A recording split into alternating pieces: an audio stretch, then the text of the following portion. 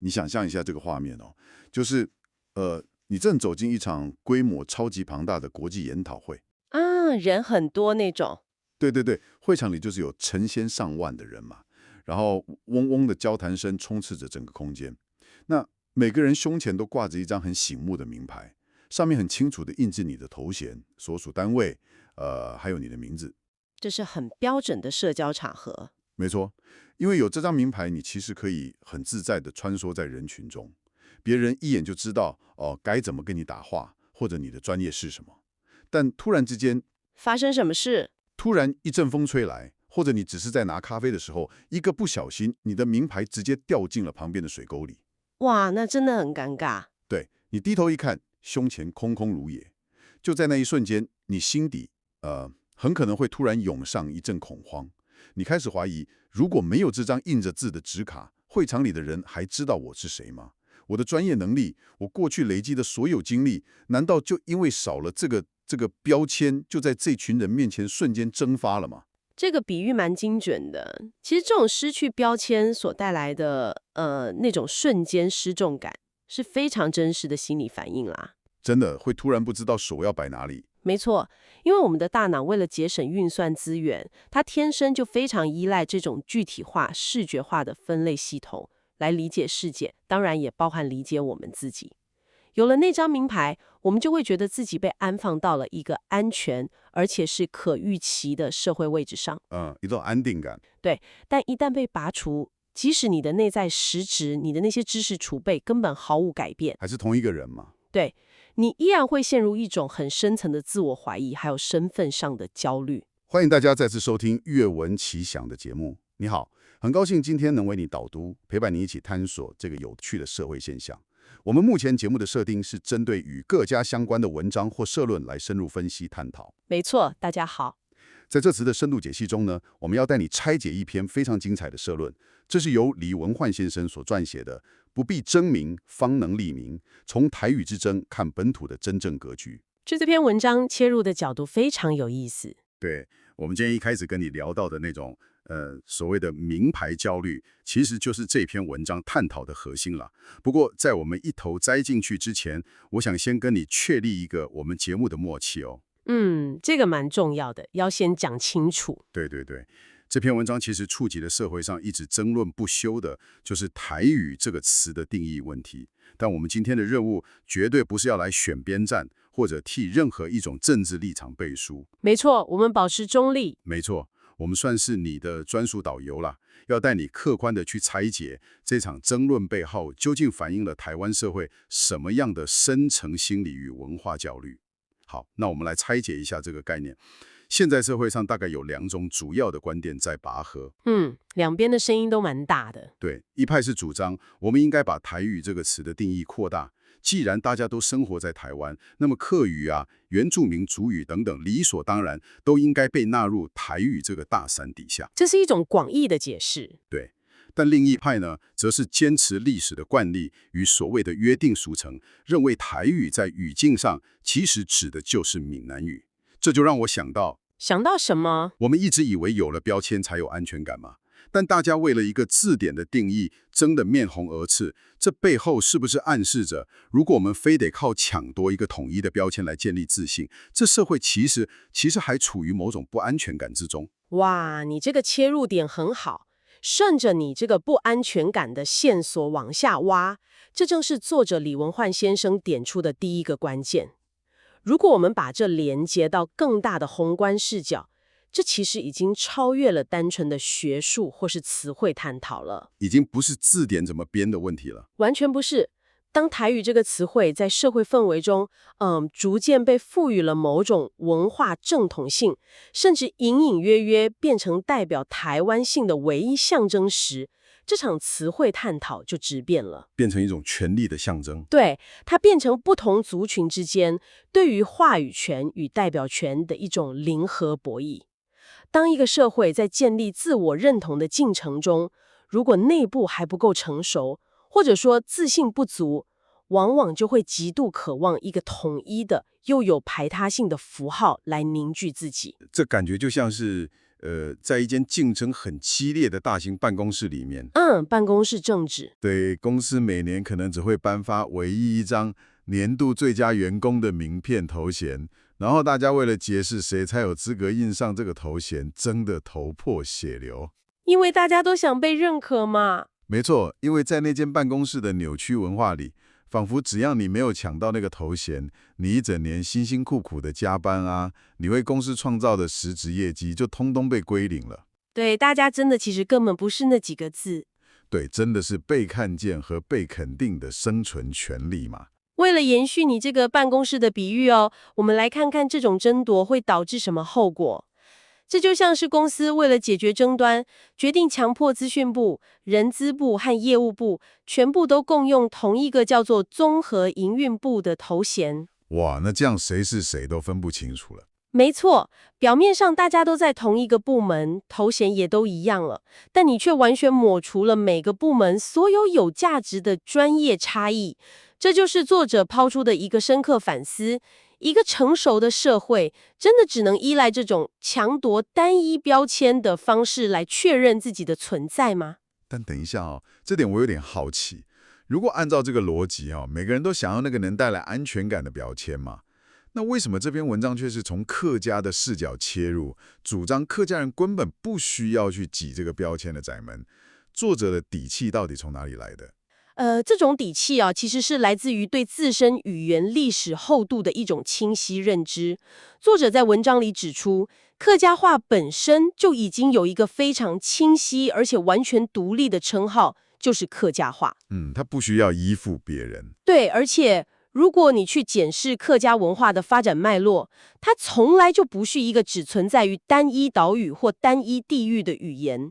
客家，也就是哈嘎这个词的字面意思本身就带有客居、迁徙的这种历史印记，所以它是一个很动态的概念。没错，它是一个跨越了海洋、横跨大陆，然后随着族群数百年来的迁徙，在台湾、东南亚甚至全球各地开枝散叶的庞大文化系统。先暂停一下啊，这里我想替正在收听的你稍微挑战一下这个观点哦。好，没问题。因为当我们讲到客家话，我们脑海中浮现的通常是台湾特定的几个地区嘛，比如说苗栗呀、新竹或者是美浓。对，这是很直觉的联想。对啊，但你说它是一个跨越海洋的全球性语言系统，这个宏观的连结到底是怎么建立起来的？听起来有点遥远。这是个很好的问题。我们之所以会有这种地域性的刻板印象，是因为我们只看到了当下的地理分布，但其实语言的 DNA 里是刻着它的历史的。语言的 DNA 这个说法蛮有画面的。对，你看，客家族群从中原一路向南迁徙，然后再跨越台湾海峡，甚至后来跟着大航海时代的贸易网络扩散到世界各地。在这个漫长的过程中，客家话发展出了一套极具韧性的语言结构跟文化认同。所以它的根其实扎得很深很广。没错，它的正当性根本不需要依附在任何一个特定政权或单一岛屿的命名框架之下，就能证明自己的存在。因此，作者特别强调，当客家人很坚定地说出“我们讲客家话”时，这不是一种退缩，完全不是。这不是在台湾本土认同战中的退缩，而是一种建立在跨越时空尺度上的深层自觉。原来如此，我懂那个维度的差异了。不过，接下来最有趣的地方来了。请说。即便客家话有这么宏大的历史背景了，我还是有个很现实的疑问。听众朋友可能也会想，如果客语能够顺势被纳入台语这个具有强烈本土象征意义的大保护伞底下，难道不是一件好事吗？听起来好像能分到更多资源。对啊，在政策分配、行政资源或是媒体曝光上，成为所谓主流俱乐部的一员，不是能获得更多本土的认同跟关注吗？这个确切是一个非常务实，也是多数人第一时间会想到的策略啦。但我们来解析一下，这背后的代价到底是什么？有代价的。当然有。作者认为，这其实是一种因小失大的自我设限。我们刚刚确立了客语既根植台湾，也连接世界的双重特性嘛。那个全球性的视野。对，如果今天仅仅为了参与一场关于台湾代表权的名称分配游戏，而主动把客家话的历史尺度缩限到只剩下单一地域的框架里面，这等于是你亲手把语言的全球性给切断了。哇，这听起来就有点像是你原本经营着一个很有潜力接全球订单的跨国独立品牌，有着自己很引为傲的品牌故事。独立品牌。对，但为了一时方便，或者为了在某个地方商场里拿到一张本店特约的优先曝光贴纸，你竟然放弃了自己的独立品牌名称，改挂那家商场的统一招牌。这个比喻太贴切了。短期内你可能多卖了几件商品，但长期来看，你失去了品牌的灵魂。真的，为了那个贴纸失去灵魂，太不划算了。而当你换上商场统一招牌的那一刻，实质的危机就发生了。这就带出了这篇文章中最关键，也是我觉得最具社会学深度的机制。作者称之为文化平平化。文化平平化，这个词听起来像是不小心把原本有立体感的东西给压成了一张纸。没错，就是被压扁了。我们来看看这种压扁在现实生活中到底是怎么运作的。如果我们真的出于包容的善意，在行政上强行把所有的在地语言通通统一称呼为台语，你会发生什么事？大家都叫一样的名字。对，当政府统一了名称，接下来就是资源分配的逻辑会跟着改变，教科书的编写标准会开始趋于单一化。演算法在分类在地媒体或音乐的时候，它只会提供一个台语的勾选项。也就是说，其他的选项都不见了。是的，那些原本拥有多重源头、截然不同历史脉络的语言，被很暴力地压缩进一个单一符号里。客家话独特的语法结构、声调转折，甚至背后承载的迁徙记忆，就会被洗掉吗？会渐渐在一套标准化的台语审查机制中失去它的棱角跟原本清晰的肌理。这让我脑海中浮现出一个画面，这就像是，一幅马赛克拼图。马赛克拼图怎么说？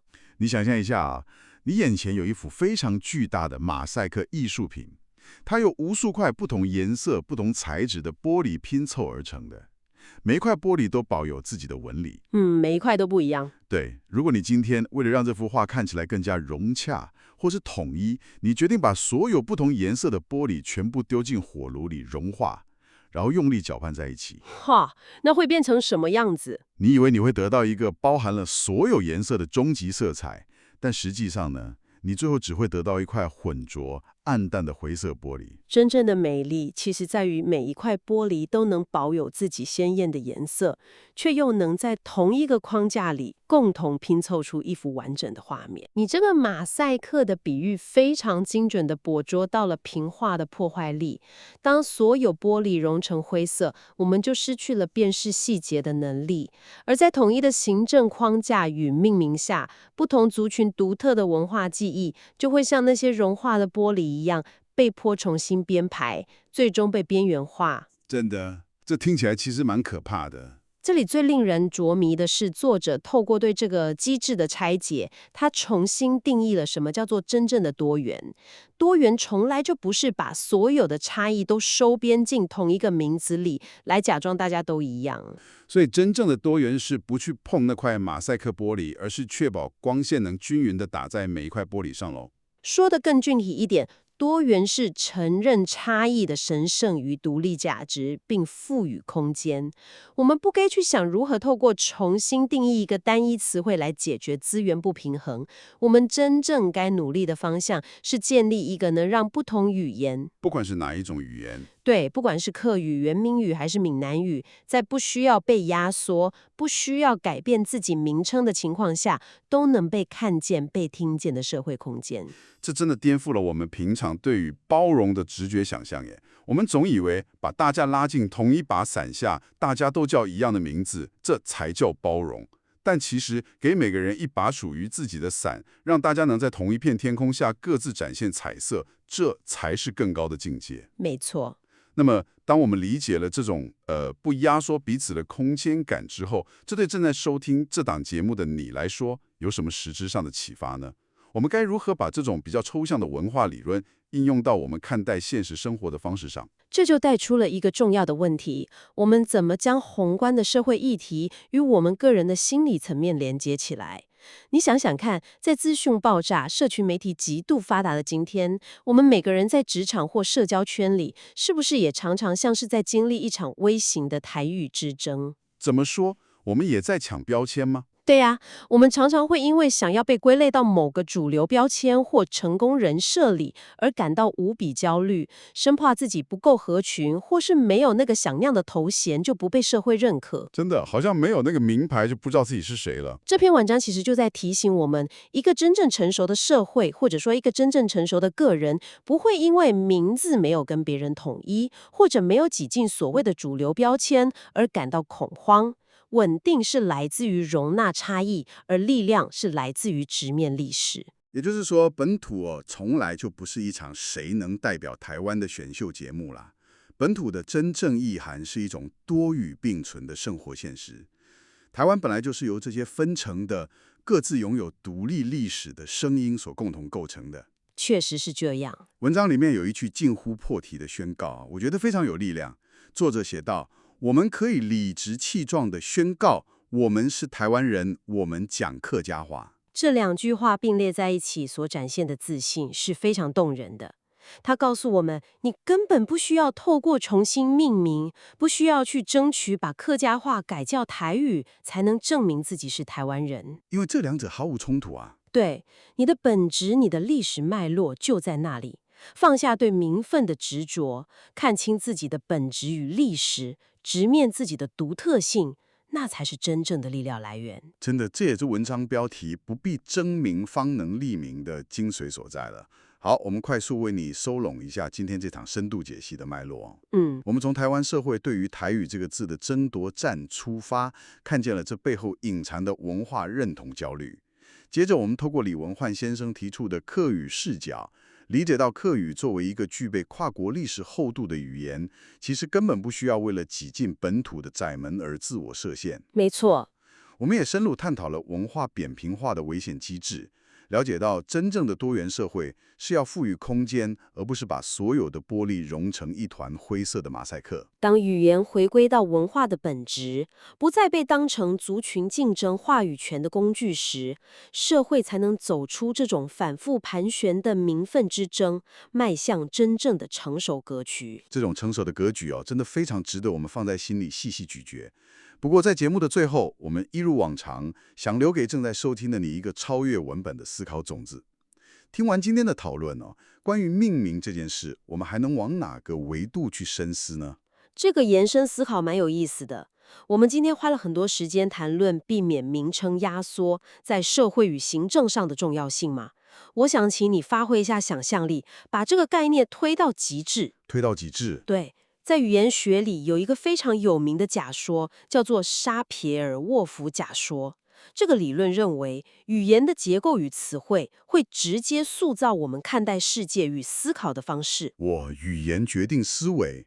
对，如果这个说法成立，那么当我们为了一时的方便，或者是为了表面的团结，而失去了一个特定语言的独立名称，甚至让这个语言在单一符号下渐渐被扁平化而萎缩时，我们是不是也在不知不觉中抹除了一种我们甚至都还没意识到的认知历史与思维宇宙？哇！失去一个名字，会不会等于彻底失去了一种观看世界的独特视角？哇，这个问题的后劲真的太强了。